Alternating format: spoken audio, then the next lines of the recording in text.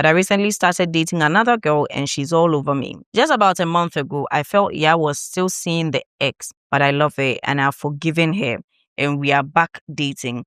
But the other lady has not done anything for me to break her heart. You're a mean person because when somebody was doing you bad, you quickly jumped ship. Well, not quickly. I got a job with accommodation at Kumasi. So I'm currently living in Kumasi.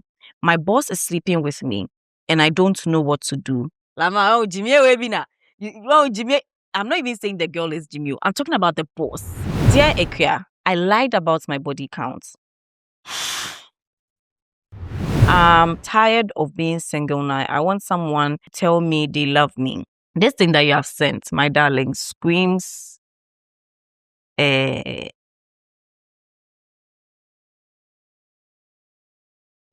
say, so be.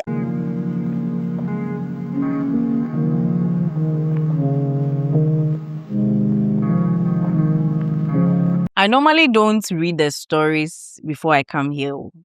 It becomes anonymous to me too. But for this particular episode, I got a glance, or I took a glance of what some of the stories look like. And I'm telling you that you're in for a ride. Welcome to another episode of the POV right here on my channel. Thank you very much for always coming through. Don't forget to subscribe, like, and then share. We're going to get straight into the stories that we have for this episode. I also want to wish you happy belated International Women's Day to the women, because during the International Women's Week, I didn't really record. A lot happened and I had some exams to write and all that. So I was in deep in my books. So happy International Women's Day to you guys, and I hope that you really, really enjoyed your day as women that you are. Now, let's get straight into the stories we have for the episode. And I really miss saying the mantra that if they posted it on social media, then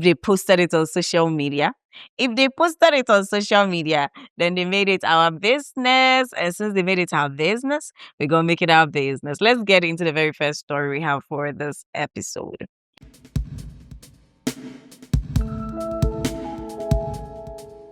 Dear Ekia, keep me anonymous. This is my story. Let me call her Ya. Ya is my girlfriend for 5 years now. We had an argument and we didn't talk for almost weeks, only for me to find out that she has another guy. I apologized for my behavior and she left that guy. About 2 years later, we had another argument and the same thing happened. But this time, still forgave her. Just about a month ago, I felt Ya was still seeing the ex. So I demanded to see her phone and she refused. I was holding the phone around 1 a.m. when the guy called. Mind you, the dad knows about us, but I couldn't take her home because I don't trust her. But I recently started dating another girl and she's all over me.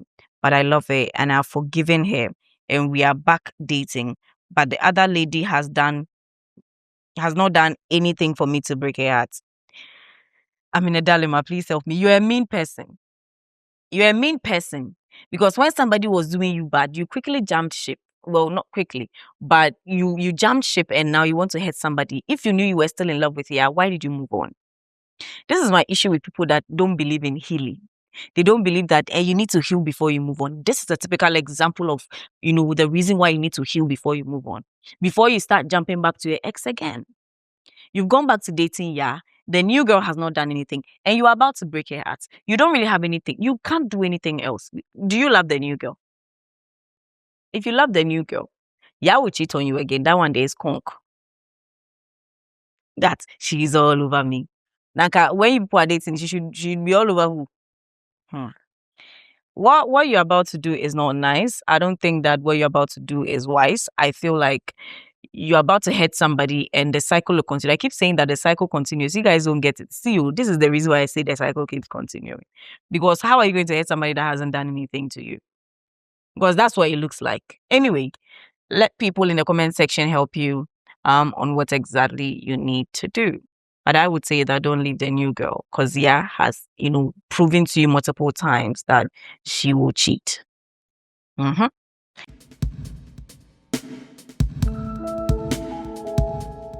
Please, I need your opinion on something. My woman has a male bestie. She has been meeting him secretly, thinking I don't know about it. Anytime she goes there, someone will call me and tell me. When I ask, she will lie to me. Of late, we don't even talk and everything I do annoys her. Her phone is nowadays busy. When I call her, she will always say she's talking to her mom and her sister around 10 p.m. What should I do? Should I quit? I can't sit here and tell you what to do. I really can't tell you what to do. But you can see the signs. You can see all the things that are going on. You know that your place has been taken.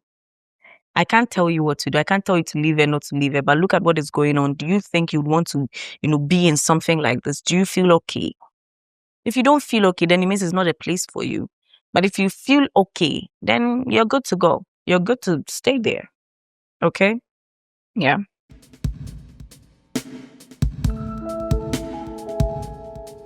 Dear Ekia, I'm Abna. I'm from Sunyani. I got a job with accommodation at Kumasi. So I'm currently living in Kumasi. My boss is sleeping with me and I don't know what to do. It has been going on for months now.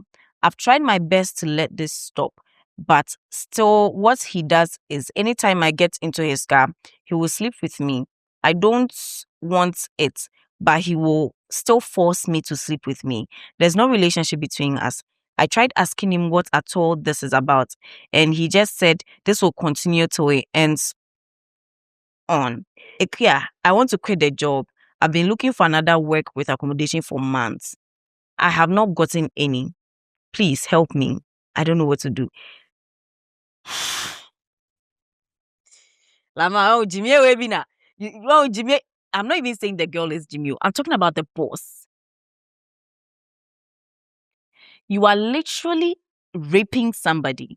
Just so you people know, rape is not always a what Rape is not just that. Oh my goodness. Girl, I hope you get a job.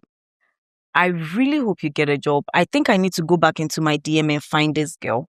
And then hopefully she can get something. Wow. I'm really sorry you're going through this. You see, when young girls are trying to build a life for themselves, and then some of these men, you do this. Now for your thing can say no start here hookapa. Now for more judging. See all this. See all this. Anyone that can help this young lady with a job in Kumasi with accommodation, please be sensible enough. Don't come and also repeat this nonsense. Because this is crazy. Hey.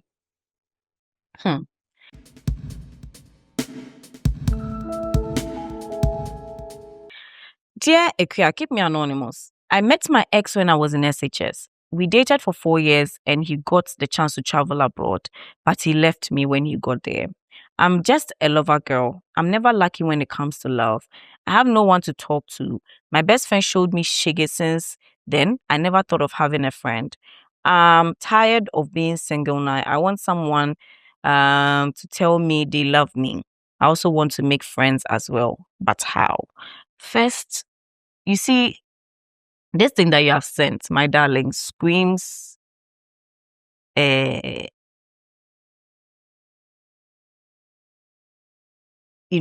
a I'm not saying that is what it is. That's what it screams. I would recommend that you seek for the love you're seeking, you look for the love you're seeking from other people in yourself. When you find it, you will get somebody. I think right now your concentration is so much on I need love in my life so much. No, but that's bad. I've been there, so I'm telling you that's terrible. Okay. Seek for it in yourself first. And then, you will get to the other things. Okay.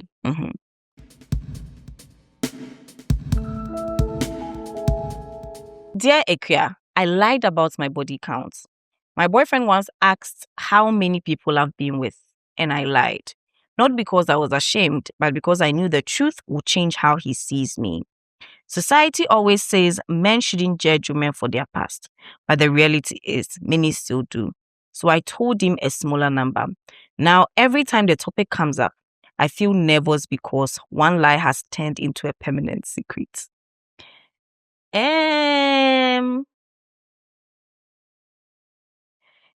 The way you're feeling about it is actually very normal because you only have to be a psychopath not to feel nervous about something like that. Because when the truth eventually comes out, it will not just be about the fact that you have a lot of body counts, but also because you have lied about it. So it will be two things. You need to find a way to either spill the truth or just be okay with it. Because those are the only things that, will get you back to normal. Either you spill the truth about it, you know, finally say the truth and hope that he will not leave you. Or you just start finding a way to be okay. Yeah. That's the only thing I can say, really. Yeah.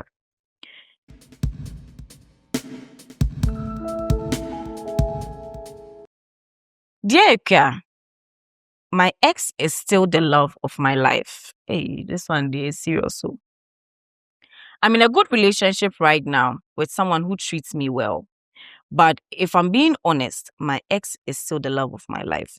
We broke up years ago because of distance and bad timing, not because we stopped loving each other. Sometimes I catch myself comparing my current partner to someone who isn't in my life anymore. And that makes me wonder if I'm being unfair to the person who loves me now. Of course, you're being unfair to the person who loves you now. What kind of question is that? Of course, you're being unfair to the person. And then I'm back here again. Heal before you move on. Especially when you know that your relationship with the person did not break off on he cheated on me, he lied to me, he beats me, but it was on mutual grounds, as in bad timing, I can't do distance and all that. You still love the person. So until you deliberately heal, whoever you're going to be with, you compare. Like it's that's the math. That's life. So it is best that you heal before you move on. Okay? Yeah, at this point, you're being unfair to the other person. You're being unfair.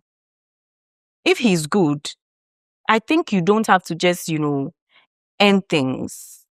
But you rather focus where you are and enjoy your time with him. Okay?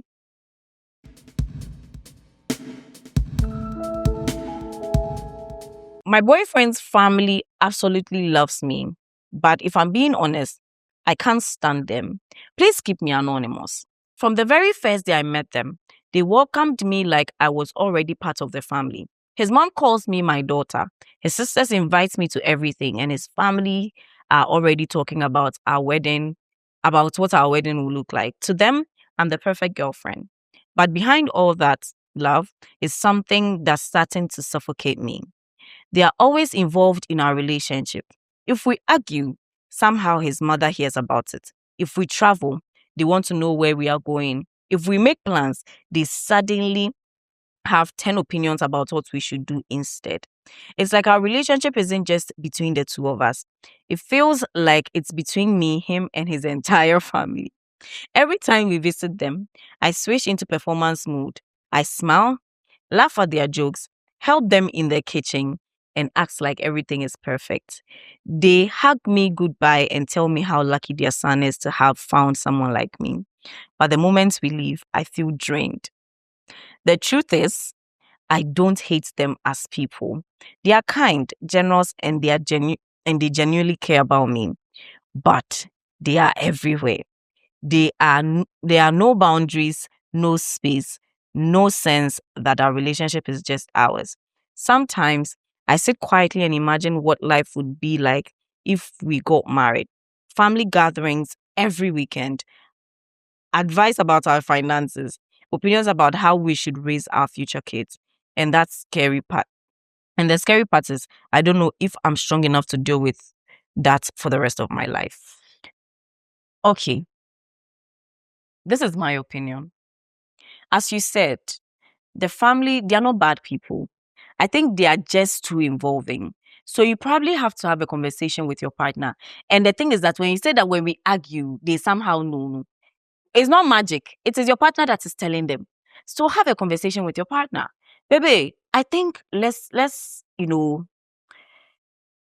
start a culture of boundary between for our relationship and your family. I'm not saying let's cut them off. I'm saying that let there be some boundaries. It's not everything that they need to know. It's not everywhere we go that they need to have an opinion on. In fact, it is our life. I'm not saying they can't advise us. I'm saying that they can't just, insert themselves in our lives. Like, do you get it? I feel like this is a conversation. Like, you need to have a conversation about this. And one thing is that you are in Ghana, Charlie. You are in Africa. When you're marrying, you're not marrying just a man. At the end of the day, based on what you're talking about, this thing is heading towards marriage. You're marrying the whole family. But I think in everything, there must be boundaries. In everything, there must be boundaries. If there are no boundaries, that's when disrespect will come inside and the suffocation thing you are talking about will come inside. Okay. See, there's a continuation here. So now I'm stuck with the question that I'm too afraid to ask. Am I really building a future with the man I love or with the entire family? It's actually both. It's actually both. You just need to know the percentage as to how you're doing it. Okay. And also, it's also dependent on the man you have. If, he's so family oriented and you are also not from her, and also how both of you were raised also counts. If his family, they are very involving, so family oriented, it's going to be like that. If you're coming from a home where your home is not so like, they are not together, they are not stuck together, some of these things will feel so abnormal to you, but sometimes it's not so abnormal. Okay. So there's that part where there's no boundaries. And there's that part where you also come from probably a background where it's not family oriented. So this is all new to you. Do you understand? So look for the middle ground here. And I think everything will be fine.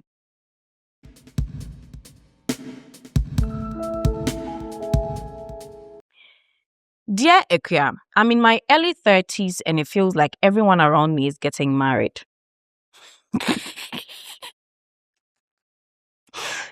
I'm sorry I'm laughing, but something just clogged in my head. Every month, there's a new engagement announcement, another wedding invitation, another baby shoot somewhere on social media. Sometimes it feels like the whole world is moving forward except me. My boyfriend is actually a good man. He's kind, responsible, and emotionally stable. He has a good job, he respects me, and he talks openly about wanting a future together. On paper, he's everything most people would pray for in a partner. The problem is, I'm not sure I truly love him. I care about him deeply, but the kind of passion and excitement people talk about when they are in love, I'm not sure I feel that. Sometimes, when he talks about our future, marriage, kids, building a home together, I smile and nod, but deep down, I'm questioning everything. But the pressure from my family and society is real. At every family gathering, someone asks the same question. So when is the wedding? My parents keep reminding me that I'm not getting any younger. Even my friends joke that I shouldn't waste time with a good man who is ready to marry me. And slowly that pressure starts to get into my head. Sometimes I wonder if love is even supposed to feel magical after a certain age. Maybe adulthood is just about choosing someone who is good for you and building a life together. Maybe the butterflies and passion are just things people experience in their 20s. But there are moments where I ask myself questions like, am I choosing this man because I want to spend my life with him? Or I'm choosing him because I'm afraid that if I let him go, there might not be another chance. Because the truth is, sometimes I feel like I'm not choosing him out of love. I'm choosing him because time is running out. Well, this is a dicey situation. This is what I think. I think that you may be choosing him because time is running out, but you can also make a conscious decision to fall in love with him because you said he's a good man. Because you see, unless you are not attracted to him, you see, there's a difference between I'm not attracted to him and I'm not in love with him.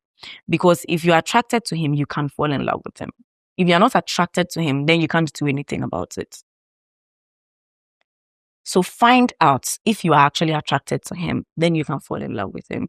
And when it comes to the pressure from family, you are the one going to marry at the end of the day. It's not them. So do not allow them eat into your head. And then, you start feeling like, I'm getting old and I'm this and I'm no. Don't allow anybody to put pressure on you because the people that are telling you that don't allow a good man go away, no. They are not in your shoes. Your parents that are stressing you, they're not the ones going to be in the marriage. Your people that are getting married and sending you the invitations, you don't know what they are facing in their own relationships and their marriages. So do not allow societal pressure to push you in a place where you go and find yourself. You thank God that the man you have is good. But imagine the man you had was some cookie guy. You would have probably married him because everybody is saying marry, marry, marry, marry. But try and find a middle ground. Like every time I say try and find a middle ground. But if this guy is good, find out what you can be attracted to him with and be with him. Like marry him. Do you get it? Yeah. If he's good, don't waste it, because the truth is that these days, finding good guys, let me know if you know, but laugh. Okay.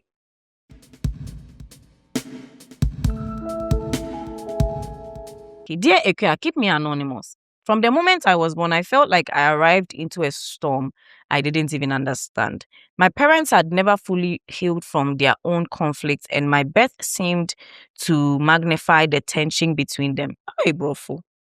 My mom carried quiet resentment, and my father often kept his distance, burdened with guilt and frustration. Growing up, I became hyper aware of the shifting moods in the house, walking on eggshells, never sure which version of myself would be acceptable that day.